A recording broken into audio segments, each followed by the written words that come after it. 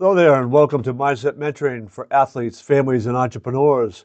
I'm your host, Coach Chuck, and in today's episode, we're going to explore what it really means to lead with heart, with consistency, with a kind of mindset that not only wins games, but transforms lives. Whether you're a coach, a parent, a student, or a leader in any arena, today's guest brings decades of experience in empowering people to rise above adversity and unlock their full potential. So stay tuned for that conversation. Parents today are carrying a weight that most generations never even had to name. Anxiety is rising, depression is rising, and teen suicide is now one of the leading causes of death amongst young people. And here's what really gets said out loud.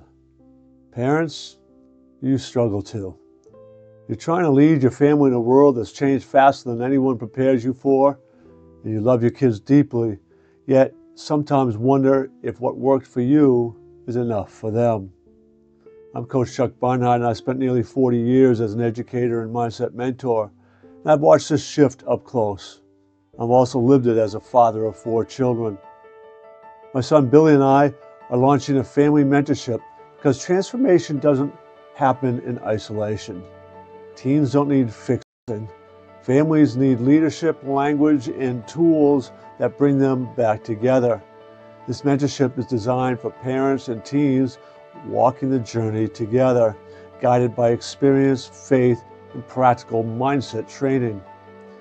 And if you're part of the senior generation, a grandparent, a mentor, coach, or trusted voice, I want to ask something of you.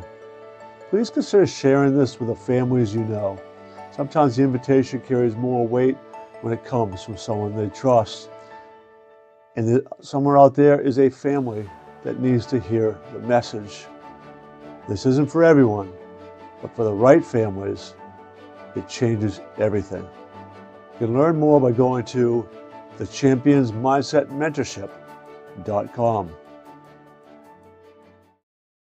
Welcome back, and I'm thrilled to introduce today's guest, Coach Jim Johnson. Coach Johnson is a retired high school basketball coach, inspirational speaker, and author whose leadership journey has left an indelible mark on countless students, athletes, and educators. He's best known for one of the most inspiring sports moments of our time, featured on ESPN, when he put team manager Jason McElwain, a young man with autism, into a varsity basketball game. What happened next became a global story of inclusion, hope, and belief. But Jim's impact reaches far beyond that viral moment. Over a career spanning decades, he's developed and shared his 7 leadership keys, a set of principles that have helped teams win championships and, more importantly, helped people build character, resilience, and purpose. Today, he joins us to talk about how mindset influences achievement, how leadership begins with how we talk to ourselves, and what we can all do to empower the next generation to thrive. Let's welcome Coach Jim Johnson to the show. Chuck, great to see you. I'm looking forward to it. Well, it's an honor to have you here, and you and I, both as coaches and educators, we share that in common. I Right. always want my guests to kind of introduce themselves a little bit by just giving us a snapshot of like who you are in terms of where you were born, raised, kind of a little bit of background that way, and then we can get into talking about leadership and mindset and all those good things. Absolutely. So I grew up actually in the town I still live in. It's called Greece, largest suburb of Rochester, New York. I was the oldest of 6 children. My dad was a coach, and he ended up being my high school basketball coach. So I became really intrigued with many sports, but basketball became my number one love. I became a pretty good basketball player and was overall a fairly good athlete.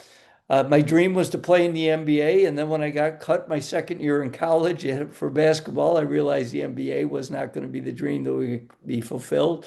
But so I wanted to follow my dad's footsteps. He was my hero, and I ended up choosing to be a teacher and a coach, a physical education teacher.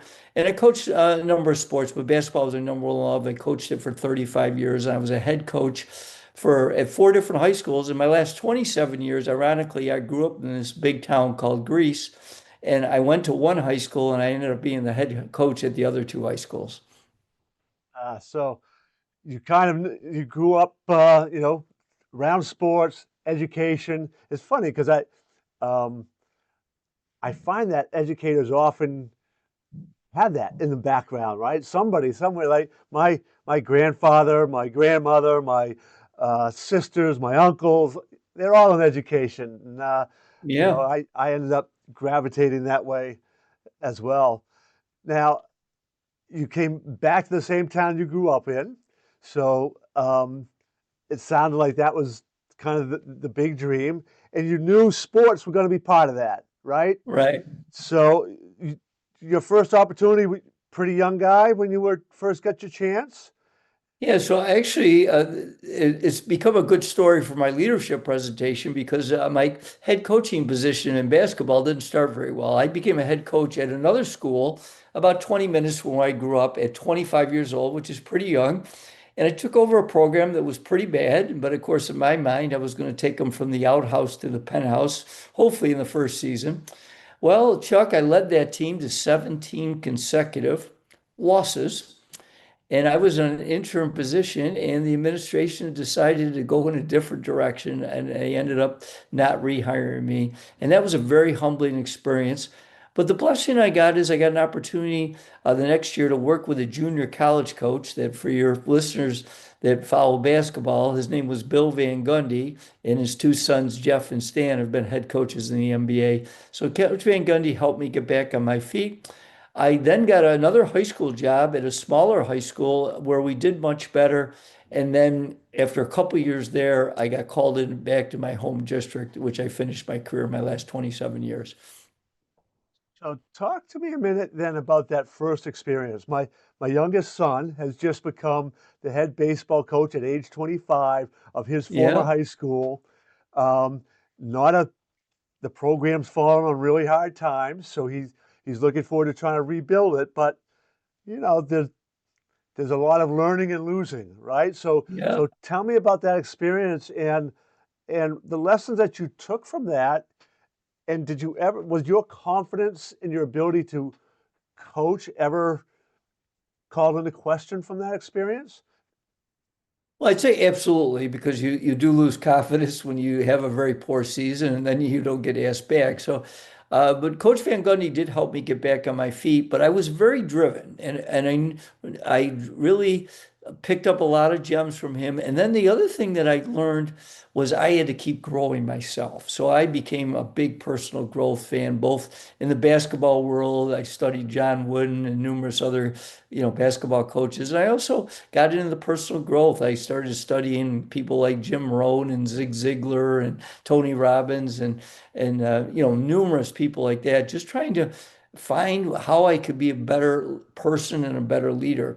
So my advice to people when they first take over is the first person you got to lead yourself. So I really encourage people to get clarity of why were you put on this earth. I talk about getting your own personal mission statement. And when I got clarity, that wasn't until around 30 that I started to get clarity of who I was and what I stood for and what my core values were. So that's what I really advise young leaders. In fact, I do a podcast called the Limitless Leadership Lounge where we help young and emerging leaders because I want to give back because I struggled when I was 25 years old. And so I think having clarity of how you lead yourself. And then the second thing is as much as basketball, I was fascinated and I studied the X's and O's.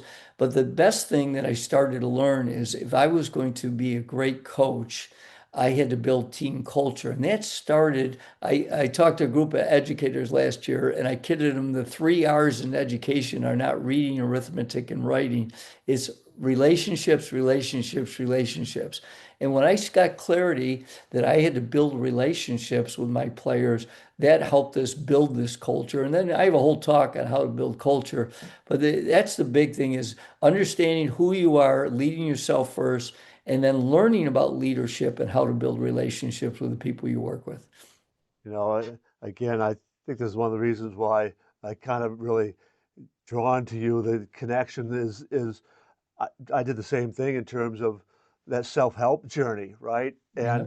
And when I got through college and my 5-year plan fell apart, at the same time that was falling apart, I got Tony Robbins' book Unlimited Power, Mm. and I made it a mission. I actually went out the spring after I graduated college um, to California with the purpose of meeting Tony, and went through all his trainings and stuff. And you're 100% right, right? Like I had to, and it's a lifelong journey. I am still Yeah. working on myself.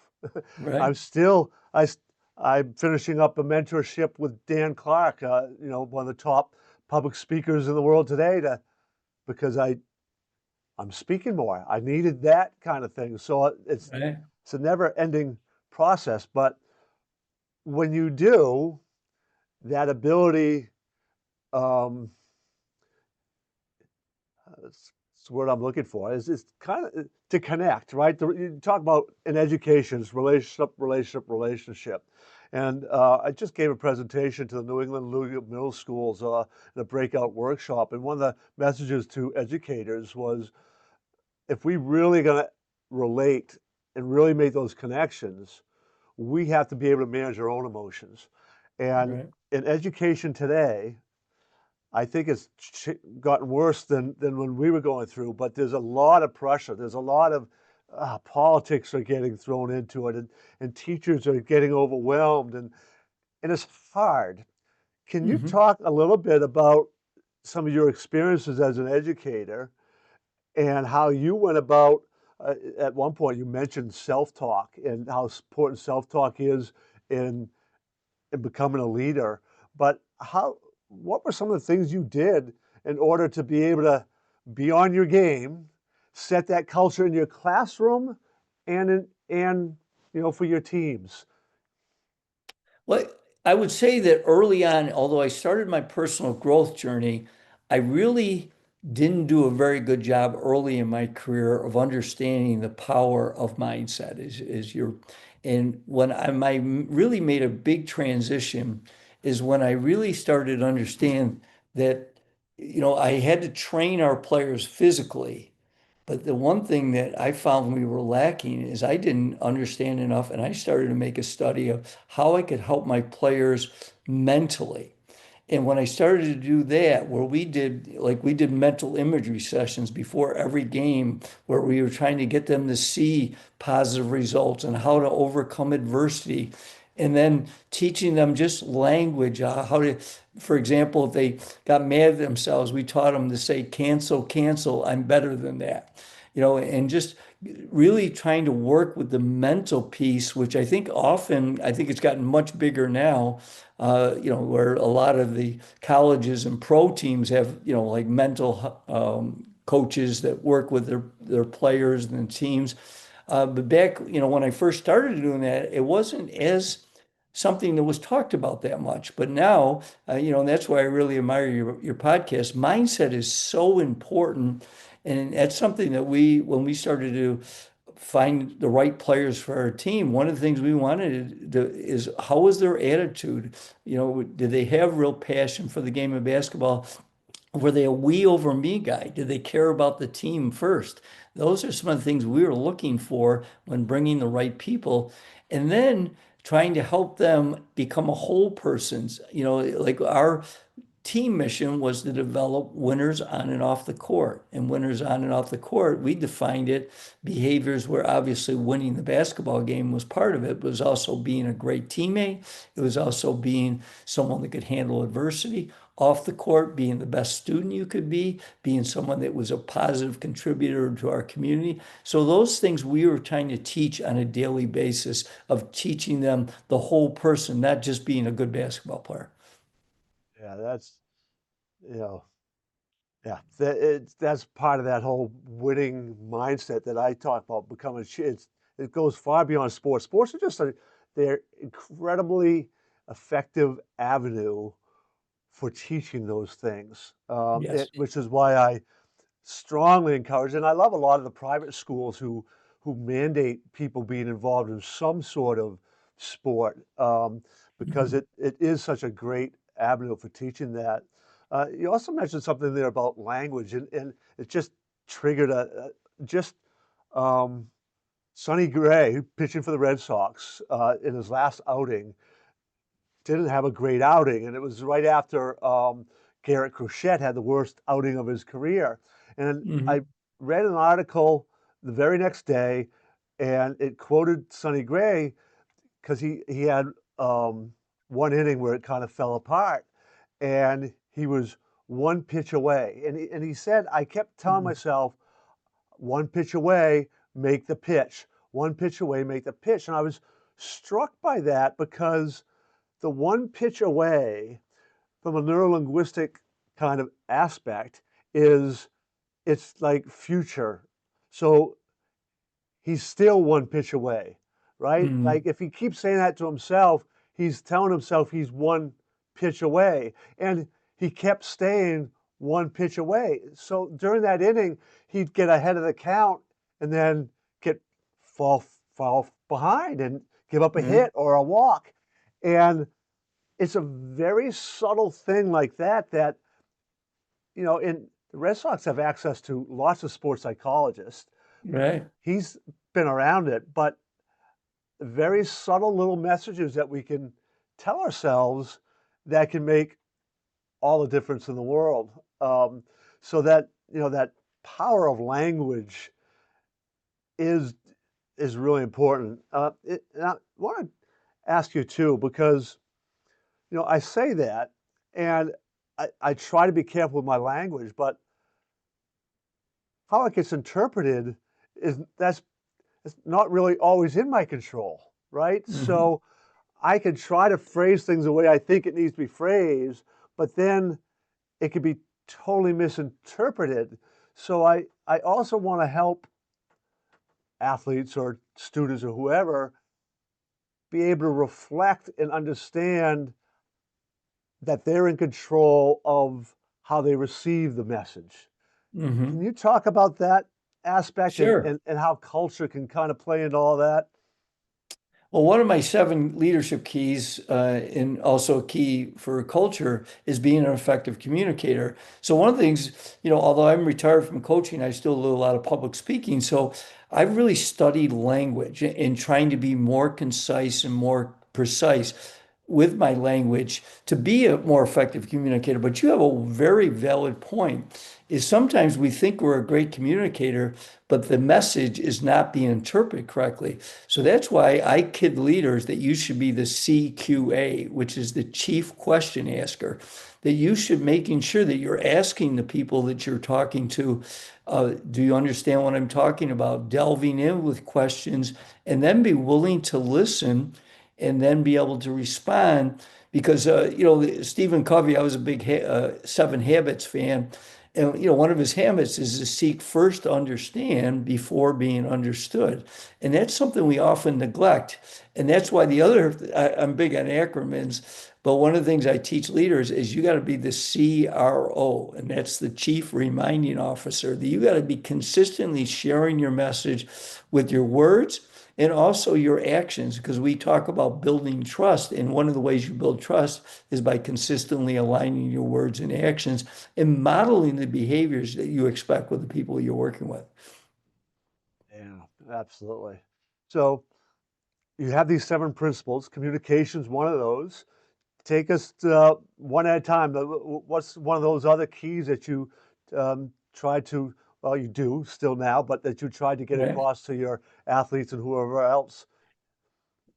You know what? I'll give you the seven keys, and then if you want, we can go through them quickly, or we can focus on one or two. You tell me what you want to do. So the first one's called clarifying your vision, and that talks about personal mission and team mission. Number two is building trust, and we talk about how to build a trust program. Number three is creating an edge. We could delve into that more deeply. Effective communication is number four. Number five is lead by example. Number six is my leadership philosophy called Leave a Profit. And number seven is something that's gotten bigger. And I try to give people clarity because I am a believer in it, and that's servant leadership. Yeah. So before we get into that one, because that's a big one, servant leadership, but the idea of trust and Yeah. um, you know, I have in the champions mindset that I have. I talk about the um, building a champions mindset arch, and Hmm. it starts with a foundation of love, which we can talk about that a little bit too. I think that plays into the servant leadership. But then the pillars are faith and faithfulness, and trust is an incredibly important variable in those two pillars. So talk to me a little bit about how that played out, how you went about trying to build it, teach it. And it's to me, and you can kind of correct me, there is being trusting and trustworthy. So Hmm. um, why don't you talk about that pillar of yours? Sure. So one thing I challenge, because often when I do a leadership or culture presentation, I'll ask my audience, is trust important in leadership or is trust important in building great culture? And it's always 100% hands. Everybody agrees. But then I kind of throw a curveball at them because I say, well, how many of you have an intentional trust plan? And they kind of look at me like I have two heads. I said, because one of the things we did trust was so important that we had a 3-point intentional trust process that we wanted to implement with our staff and our players. So we had clarity on how we wanted to build trust. I'll give you the 3 points. One is you had to align your words and actions. Give you a quick illustration. We practiced before school at 6 o'clock in the morning. And one of our keys was we had to be on time. So if I'm going to align my words and actions, I've got to make sure that I'm always early. And so that I'm setting the model for aligning my words and actions. Because I always tell leaders, whether you believe it or not, your team members are always watching. You're always on stage. Number two is telling each other the truth. And I believe that's both an art and a science because there is an art to it where you don't want to tell the truth to somebody right in front of where you're embarrassing them, but you do have to, as the Bible says, the truth will set you free. So sometimes it's doing it in a one-on-one meeting. Sometimes it's getting to know your people, and you might be able to share a hard truth in front of the whole group because it really will be effective. The third one is catching people doing the right thing. Because I took over programs that have been losing. And so the mindset, which right fits your podcast, is their mindset was of a losing mindset. So we had to change that. So one of the things we did is we really focused on praising with specific praise. And for example, instead of saying, Johnny, great job. Now he likes that, but he really doesn't have clarity what I liked. If I said, Johnny, that was awesome how you dove on the floor for that loose ball. That's what championship players do on championship teams. Then he has a lot of clarity of what we're looking for and why he will get praised. So those are the things that we built a trust foundation day in and day out because each day, as I kid people, life accumulates, and what you do today can really help your progress or it can really hinder your progress depending on what your habits are. Yeah, yeah. I've thought a lot about how how to kind of go about building trust. Um, and one of the things in the one-on-one work I do, I try to find out what person's trust strategy is because sometimes Mhm. people can be too trusting, right? Yeah, They'll trust anybody anytime. There's no like, and there's no protective mechanism. And right, other times they just can't trust. They can't, and they've right. got to be in control of every moment. And either end of those spectrums are not good. But once they begin to learn how they go about making that decision, whether they can or cannot trust somebody, that awareness is powerful. But in some settings, it's not always that practical to try to, you know, teach people how to do that. Um, but again, it's trying to bring that awareness to both sides of that. Like, how trusting are you of other people? How Hmm. trusting are you of yourself? And how much do you lend yourself to be trusted? And just asking some of those questions of people and processing and reflecting on that can be a a powerful thing. And Yeah, one more thought if you want me to share is, yeah, I'll ask people, does it take time to build trust? And most people think it does, okay? You're right though. Some people trust much faster than others. But I'll say so what you do on a daily basis, it's like a bank account. If I put in a little bit of money each day, it's going to continue to grow with the caveat, if I make a really huge deposit or a withdrawal, that could really hurt. I'll give you an example. Like one of the things I did my last 23 years in coaching is I got challenged by a mentor to be a better model.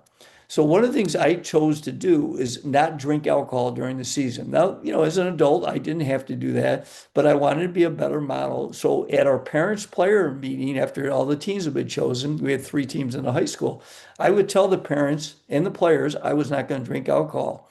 Now, if 2 weeks later I got pulled over for a DWI, that takes a major withdrawal, and I may never get trust back if you make that kind of error. Now, fortunately, I didn't make that mistake, but how often do we see leaders that make a really bad mistake like that? yeah, my my son has been sharing with me some stories when we do um, talks because he had an experience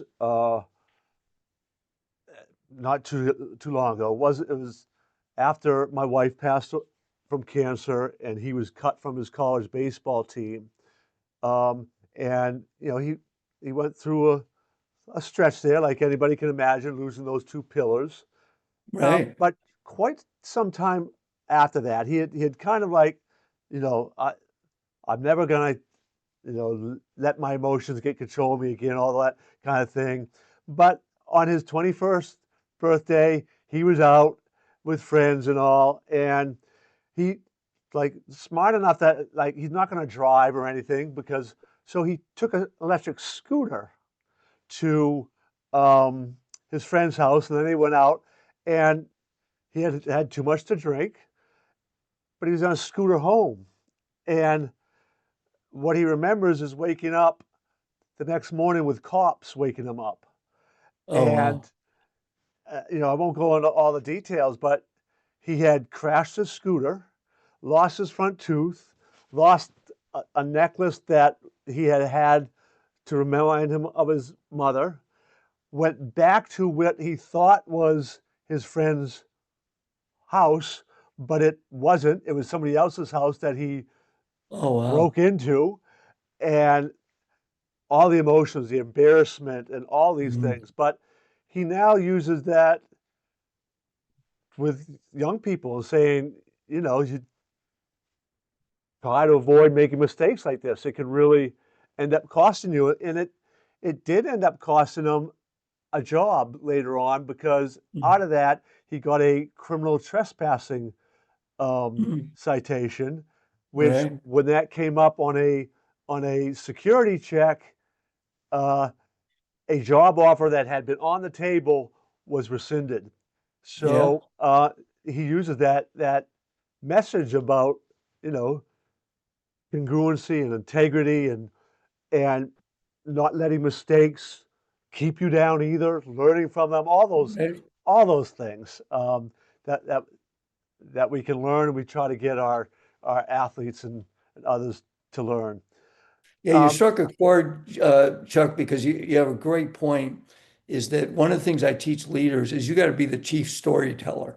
And when you tell stories, they should be both of warnings and examples. So, that story that your son, that's a great example of being vulnerable and showing that, I am human and I made a mistake, what I learned from it, and hopefully teaching it with young people that they won't make the same mistake. And then also giving them positive examples, whether it's yourself or, and for example, he's a baseball coach, so he may have a great example of one of the great players in the game and how he lives his life successfully and share that story. So, yeah, I think it's really important as a leader that you share stories of both warnings and examples.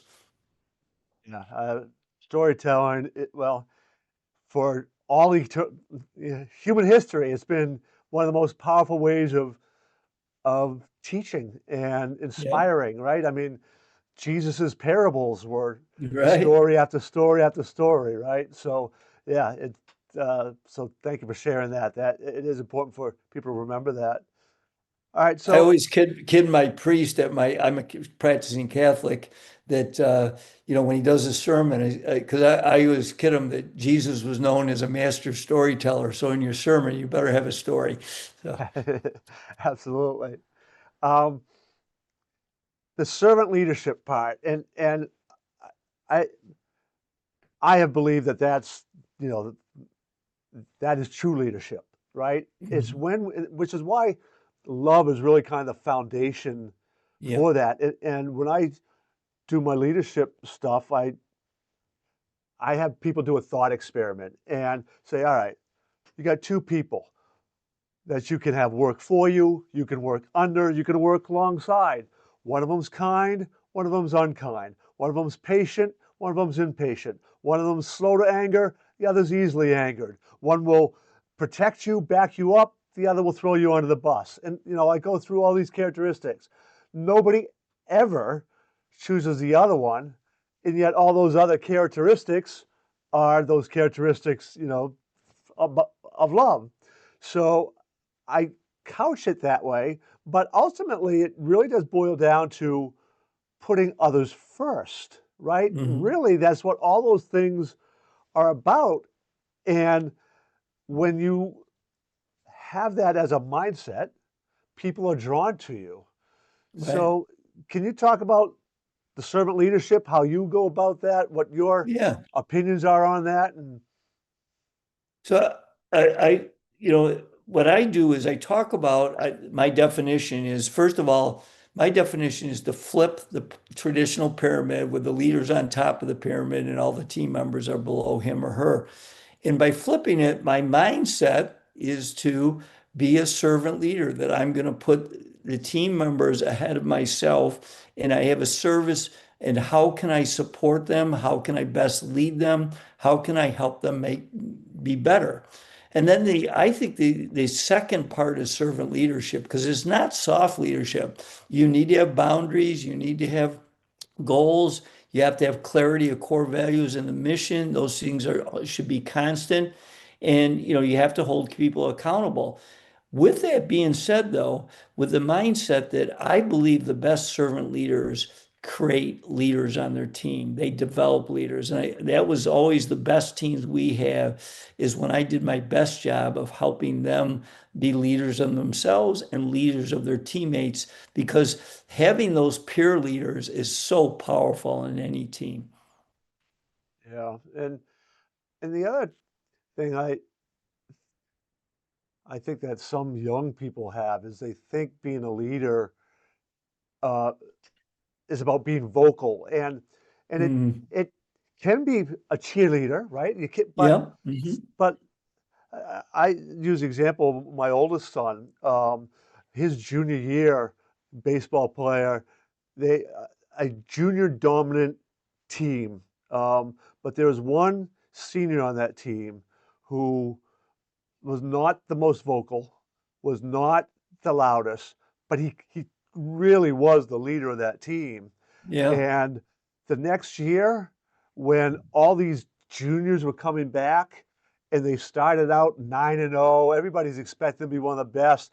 And then some things began to fall apart a little bit. And I said to the head coach later on, I said, what they really missed during that stretch was Ryan. He was the leader. He was the glue. He was the one that made that team before essentially the same starting lineup, Right. much stronger. And it it was nothing about it. He just had this way of defusing things. Yeah. He just had that leadership. So it's not always about having to be the biggest cheerleader. It's just being supportive. And that's what this kid was. He was always helping people just relax, laugh, smile, have fun. You know, those kind of kids are priceless. Yeah, it's really powerful. And I have numerous examples, same concept, where I've had teams where the leaders were outstanding and maybe the team was, somewhat talented, but not greatly talented. But because, and I think you're so right. I've had some verbal leaders, but I've had some that were not very verbal, but they were consistent with the modeling the right behaviors. They were consistent in being supportive of their teammates and being willing to listen. And those are things that are really powerful as a leader. I'm right with you on that. Yeah. I want to ask you too about because you had put something down in the information you gave me beforehand about this a state championship run that you had, where you said you had to be like the leader, the rock, the I'm trying to remember the word that you had, but there's uh, I believe you said there was some adversity during that stretch that the team went through, and and it was your leadership that kind of really helped the team get through that and go on to win the championship. Can you talk about that? Because I think most championship runs tend to have some incident that can make or break a season. Right. Well, I'll give you two examples. I'll come back to that state championship run. We actually lost in the finals, but the first one is I'll go back to the JMAC season. The JMAC, I wrote a book about it called The Coach and a Miracle, and the first 6 weeks of the season was the most traumatic 6 weeks I ever had. We had a team that was divided. It's a long story. It is in my book. The bottom line is we didn't get along, and I nearly resigned. And if it wasn't for my wife and my staff, that they always said to me, Coach, you always talk about the quote, when the going gets tough, the tough get going. You got to step up. So I did hang in there, but that first half of that season was really traumatic.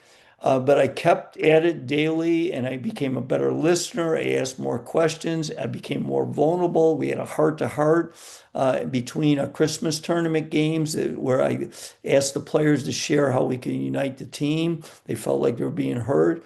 And we were fortunate that we ended up having a great season where we ended up having JMAX game, and then we ended up winning our first sectional championship.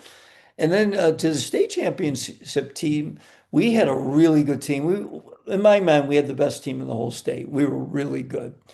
And halfway through the season, we're undefeated. We're one of the top ranked teams in the state. And my second best player, my point guard, he'd been a 5-year varsity player. He came up as an eighth grader, which is very unique because we were in a fairly big school. He was just a very talented kid. And he drives to the basket and he gets fouled and he runs into the wall. And when he walks up to the line to shoot his free throws, his arm goes limp. And I knew it was bad. It ended up being a broken arm in two places. He ended up missing the rest of the season.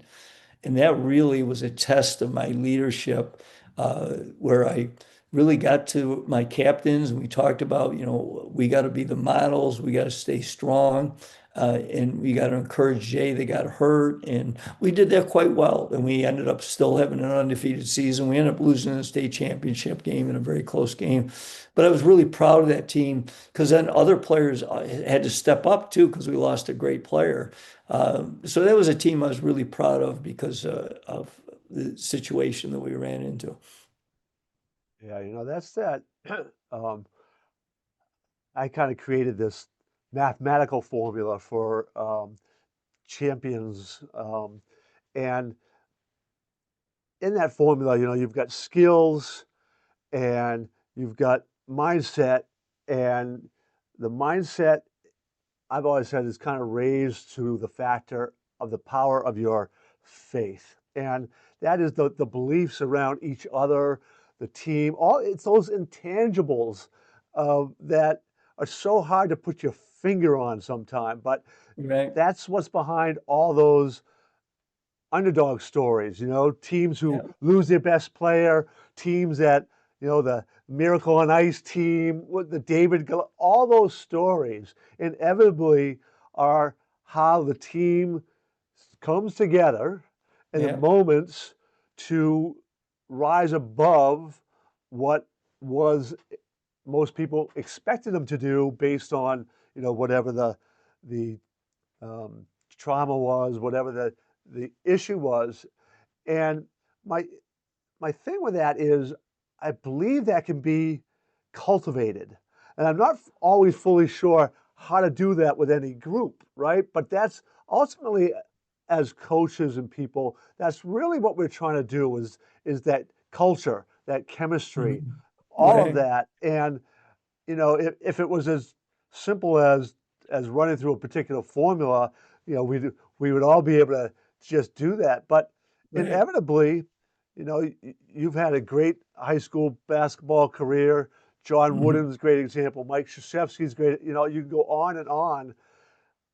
Somehow, I think we figure out how to be able to do that more consistently than Mhm. somebody else. Um, and I think I'm going to kind of come full circle here. It comes back to our own preparation of ourselves. Right. So I want to ask you what some of those practices are that you did consistently, besides some self-talk. It sounded like you had some of that, but what were some of those other practices that you would do personally to try to help in your own congruency, your own managing the stress, managing adversity, all those things? That's a great question. And I encourage people that because one of the things that I was proud of is that we became very consistent. We didn't have a losing season in my last 23 years. In my last 11 years, we made our section championship game 8 times. So we developed a level of consistency that I was proud of. And I really tried to analyze what did we do that helped that. I think number one is as the leader, you have to keep growing. And I think that's often something, it's human nature. If it's something, you have a great season, in my case, and then you kind of take it easy. And I was just the opposite. After a successful season, I wanted to continue to grow. So I was a student of leadership. So I did a lot of reading. I listened to a lot of inspirational programs and educational programs.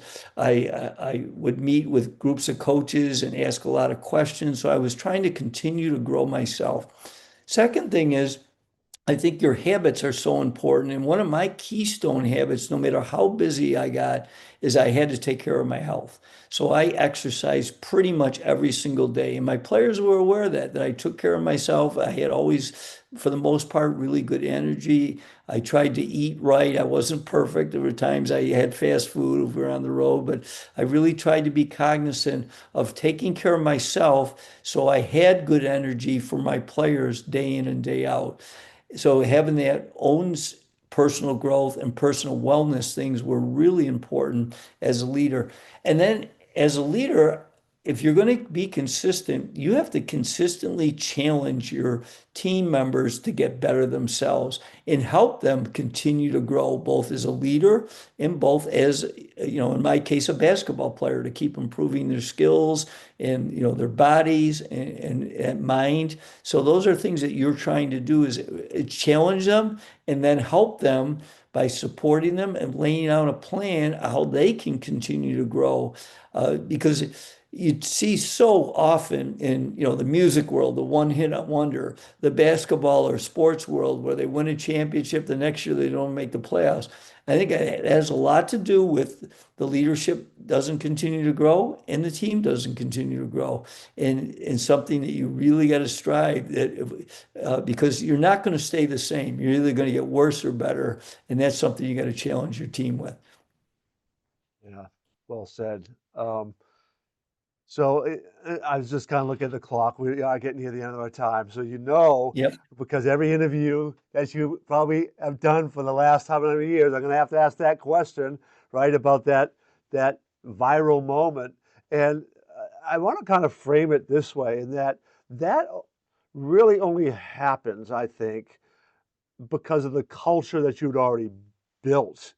Hmm. And what I think captivated the people who watched the video of this young man uh, is just the reaction of the crowd and the team, which was so genuine, right? So that says Yeah. a lot about not just him, but the culture created in the school, apparently, as Hmm. well.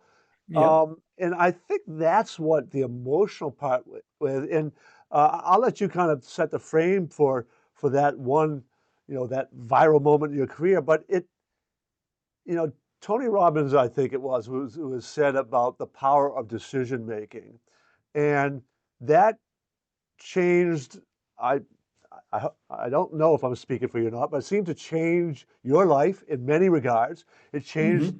his life in many regards. Yep. Um, and it went down to that decision of putting him in the game. And I know that even some good coaches I know would have been hesitant because they were afraid that they're setting them up for failure, right? Not Hmm. Hmm. not anything about like, but your team's record or anything, but you don't want him to experience failure on a grand scale in front of all these people, right? So Right. so that fear can play into it. But set the picture for those who don't know. And by the way, I just like last week, this video made its rounds on LinkedIn again. I saw it Yeah. twice Yeah. on two separate posts last week on LinkedIn. So, Right. so walk us through that viral. What was it? 20 some odd Yeah, years so ago. we just had the 20-year anniversary earlier this year, and February 15th was the anniversary. And so to set up, I think, one thing is culture. One of our core values is to respect all people. So that's something we were really trying to teach daily. What does respect look like? But then to set up the scenario, Jason is on the spectrum. His nickname is JMac, and everybody calls him that. And he tried out for our JV team as a sophomore. I was the head coach. And after a couple of days of trials, my JV coach came to me and said, "This young man came out for our team. He's not very talented. He's very small in stature, and he's also on the autism spectrum. He got some learning disabilities, and I want to keep him in the program." I said, "Well, really, why is that?" He said, "Because he's such a we over me, and he has so much passion for basketball. I think he will really add to our program." So he offered him the team manager's job, and I started to get to know Jason because the JV and varsity usually play back to back, so he would sit on the bench for both games. But what really I admired about Jason was that after that season, he started to come to all our off-season workouts. And I was picking him up at his house and I was starting to get to know him a lot better. And I just had his respect for his desire to be the best he could be. And so he tries out his junior year and he doesn't make the team again. In fact, that little side story, at that point, I was known as the coach that couldn't win the big one, and we would have winning seasons, but we'd always lose in our sectional tournament. And Jason, his junior year, after he's our team manager, our first team meeting, he raises his hand. I said, "Yes, J Mac." He says, "Coach, we know you've never won the sectional championship." And I said, "Well, thanks, Jason, for the reminder. But this year we're going to adopt this mantra, stay focused. We're going to help you win your first sectional championship." Well, his junior year, we have another good season. We get to the sectional semifinal now for the sixth time in my career, and we lose at the buzzer to our crosstown rival. But Jason was my motivator because I was devastated after that season. But he came again to all our off-season workouts, and he was getting better, but he was still small. His senior year was like 5'9", maybe 115 pounds. So his senior year, when he came in during the tryouts, I said, "Jason, I've got some good news and some bad news." And he says, "Coach, tell me the bad news first." I said, "Well, unfortunately, you're not quite good enough to make the team." And this time you could see he was really disappointed. His head dropped down. I said, "But I do have some good news." And he said, "What's that?" I said, "For senior night, I'm going to give you a uniform and hopefully get you in the game." Well, he was pretty excited about that uniform. In fact, periodically, I define periodically as about every other day, he would ask me about that uniform. Well, as I mentioned, we had a really tough start where the team got divided, but J-Mac was kind of our rock and he helped us through that situation. And we really, and the game going into the final home game, which was our final regular season game, was on February 15th in 2006. February 13th, I gave J-Mac his first jersey. It was number 52. It was way too big. He didn't care. In fact, there was a rumor going around the school that he slept in it for 2 straight nights. Well, senior night was always special to me, but this was profoundly touching to see J Mac embrace his parents in uniform instead of his white shirt and black tie that he usually wore to games was a memory I will always cherish. The game begins, and we had a good student body following. There's a viral video from ESPN, And they give him a standing ovation when Jason comes in the game for the first time with just over 4 minutes to go. But what Jason and I didn't know, one of our parents, he was like our unofficial photographer. He had made these placards of Jason's face and put them on paint sticks, and he gave them to the student body, the 6 men. And when they showed that, I got so overwhelmed with emotion. I sat down and tears started to roll down my face. Now Jason is his first varsity game. The first time he touches the ball, he has a three-pointer from the right corner. He lets it go. The crowd stands in anticipation. It misses by like 6 feet. And I know you're not supposed to pray in the public schools, but I'm praying, dear God, please help him get one basket. Next possession, he has a much shorter shot. And this time it hits the backboard, hits the rim, and falls off. And the crowd groans. I'm thinking, all right, God's starting to listen. We're getting closer. Third possession, he has another three-pointer from the right wing. He lets it go. This time, magic. It goes in. The place erupts. I'm thinking, God must be a basketball fan. Not only has Jason scored, he's got a three-pointer. It can't get any better than this, right? Wrong. For the next 3 minutes, J Mac turns into his boyhood idol, the late Kobe Bryant. And I got to fast forward 6 months after that game. Jason's at the ESPY Awards. He's up for the greatest sports moment of the year. And there's four finalists for the award. And one of the other finalists, I kid you not, is Kobe Bryant, his idol. Kobe has scored 81 points in a game for the Lakers that year. He's up for the same ESPY award, and Jason beats him out for the ESPY. Well, how does he do that? Well, after the first basket, he comes down, he makes another three, and then he makes a couple and misses a couple. And the two things I'll never forget, with a minute to go, I'm sitting on the bench, tears still flowing down my face, and I get a tap on my shoulder. I look behind me, it's Jason's mother, and she's bawling her eyes out, and she whispers in my ear, Coach, this is the best gift you could ever give him, my son. What would you have done if you heard that? I cried harder. Then this is how the game ends. With about 10 seconds to go, Spencer Part, our opponent, scores, and our player takes it out of bounds. And he normally throws it to our point guard, but he throws it right to Jason. So Jason's dribbling down the court, and I'm looking, the clock's ticking 7, 6. I thought they were just going to let him in, go in and make a short shot, a layup. Oh no, he slows down. He pulls up like 2 feet behind the arc. I'm thinking, J Mac, don't shoot from there. That's way too far. He launches this rainbow. Swish. I look over, our student body runs on the floor, our players run on the floor, and I'm thinking, oh my gosh, I'm living the movie Rudy, but this is really too. And then our players put him up on their shoulder. He's got the game ball over his head. And our public address announcer comes out and says, the leading scorer for Greece Athena tonight, J-Mac, with 20 points, including 6 3-pointers. And of course, my math brain, I'm thinking, if he'd have played the whole game, he would have scored 160 points at that rate. And then it ended up blowing up virally, mainly because Jason's speech pathologist called a local TV station the next day, because I wasn't trying to promote it. I just was so proud of our team, and that Jason got an opportunity and proved that he could do something special was so cool. And then the last thing is, you talk about being a great teammate. We go into the sectional tournament, which at that point I never won as a head coach. And Jason's got to go back and be our team manager. Yet he embraces that role, and we end up getting to the finals. We're losing by 10 points in the first half, but with Jason's inspiration, we rallied in the last minute. We hit a three-pointer, and we ended up winning our Section 5 championship for the first time as a coach. And the crazy thing is we got interviewed a lot after the season, and media people would ask Jason, what was the best thing about your senior season? And of course, I expect him to talk about his game. And he'd say, winning the Section 5 championship. There was nothing closer than that. And that's why he was such a great person. And that's why I still admire him. In fact, he came back and volunteered my program for my last 8 years, and we ended up winning 5 more championships together. So he was definitely my good luck charm.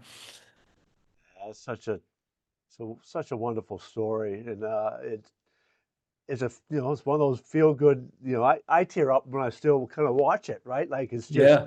it's just one of those great feel good moments with so many lessons there. And I think of the movie Coach Carter, right, where Yeah. Yeah. there's that speech, and I use this in one of my keynotes, where this player stands up, our deepest fear speech, and in that one line in that speech is, we were all meant to let our light shine as children do. right? And when we let our light shine, we automatically give permission for others to let their light shine. And that Right. is what I saw in that video clip was J Mac's light shined and everybody just their light shined because of him. And Right. it just Yep. Well said. that's something that you can't fake those sort of things, right? That's just Right. something that he had, and that's those really powerful moments that can really touch other people's lives, and and you will carry with you forever. So, Right. uh, the last, just want to give you a chance if anybody's interested in your books or you know speaking engagements or whatever you do, is there a way people can follow you or get information about what you're doing nowadays? Yeah, so I do have two books, my Coaching a Miracle book, and then I was blessed to be part of a book called Lessons from Thought Leaders that I have a chapter about my leadership, 7 keys that we talk some about. And the best way to do that is I have a website. I have a lady that I work with the speaking. It's coachjimjohnson.com.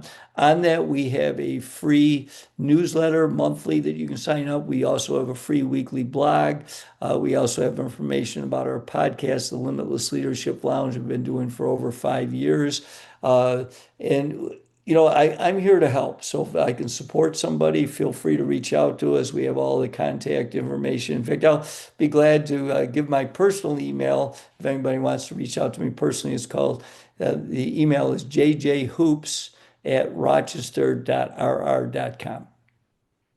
Fantastic. I really appreciate you taking the time out. There's so much words of wisdom there from all your experiences and all, and it was an honor to have you on the show.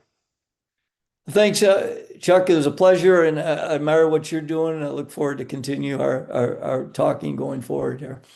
Well, thank you.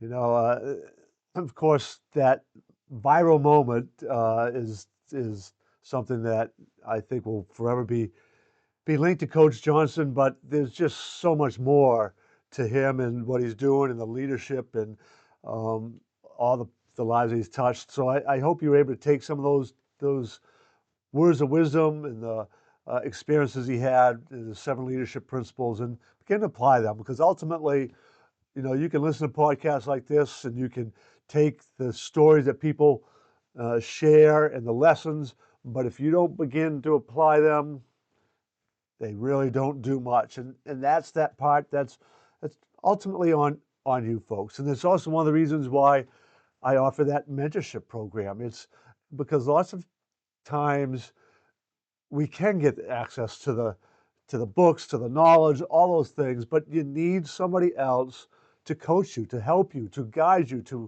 uh, to prod you, to be accountability partners for you. Your family be part of that, and that's why in the mentorship programs I offer, I encourage the whole families to do it together because you all grow so much. So if you want to learn more, if you think this might be a possibility for you and your family, for your teenager, um, then go to thechampionsmindsetmentorship.com, thechampionsmindsetmentorship.com. Take a look at all that. You can then schedule a discovery call, and that's really what it is. It's an opportunity for us to have a conversation to see whether this could be a potential fit for you and for me, and whether it's something that we could work together with. I only accept a certain number of people. There's an application process. So it really is about finding that right fit. So once again, that's the championsmindsetmentorship.com.